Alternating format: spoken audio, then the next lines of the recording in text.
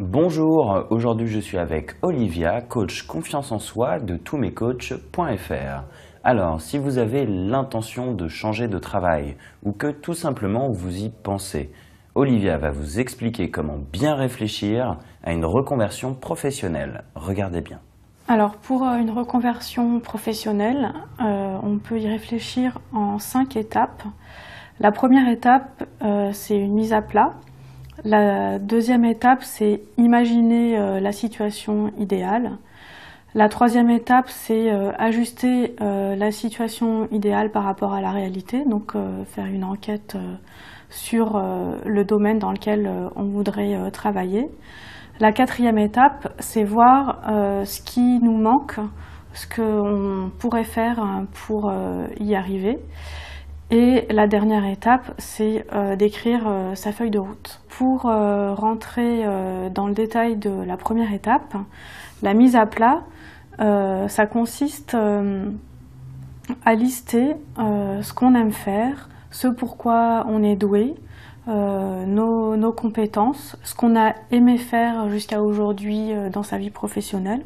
On peut aussi exprimer ce qu'on aime faire dans la vie en général, travailler en équipe, être avec les autres. Parmi les qualités, c'est les qualités qu'on voudrait utiliser pour le métier auquel on aspire.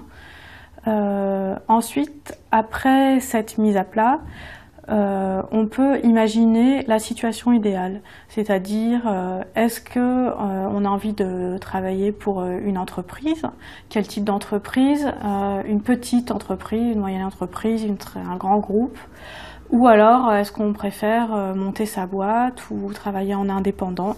Voilà, sa situation idéale. Et puis les activités précises qu'on aimerait faire. Donc là, on peut reprendre ce qu'on a fait dans l'étape de mise à plat où on a listé ce qu'on aimait faire, ses compétences, ses qualités et qu'on voudrait utiliser dans son prochain métier. Donc après cette mise à plat et cette description de la situation idéale, bien sûr, c'est important d'adapter la situation idéale à la réalité. Donc pour ça, on peut commencer à enquêter, à chercher des informations sur des sites internet, en interrogeant des personnes qui travaillent dans le secteur dans lequel on voudrait s'orienter.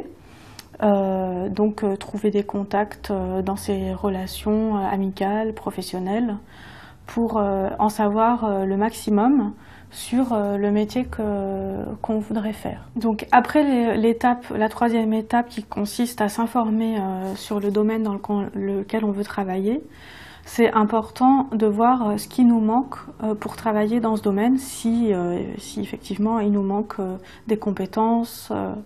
On peut envisager de faire des formations ou une formation, regarder si on peut la financer, se la faire financer, par quels moyens, si c'est un congé individuel de formation, juste un DIF, droit individuel à la formation, ou enfin si on ne peut pas avoir ce type de financement, en étudier d'autres, et voir si c'est une formation courte, longue.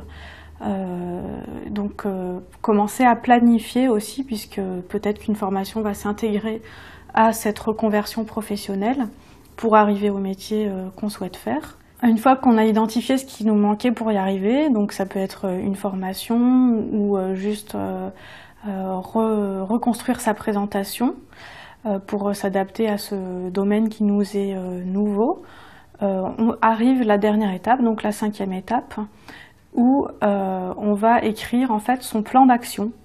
Donc on a recueilli toutes les informations qu'il nous fallait, donc ça peut prendre plusieurs semaines, plusieurs mois, puisqu'il y a un temps de mise à plat, un temps de recherche d'informations, un temps de renseignement sur ce qui nous manque comme formation par exemple, ou de compétences à acquérir. Donc la dernière étape consiste à faire une feuille de route sur laquelle on pourra s'appuyer pendant tout le temps de cette conversion professionnelle, donc feuille de route avec un planning. Pour pouvoir changer de domaine professionnel, ça demande une réelle énergie, une réelle motivation, beaucoup de temps à investir, donc peut-être des week-ends, des soirées, Voilà, il faut vraiment avoir la volonté de changer pour une reconversion professionnelle, comme j'ai pu vous la résumer dans ces 5 étapes.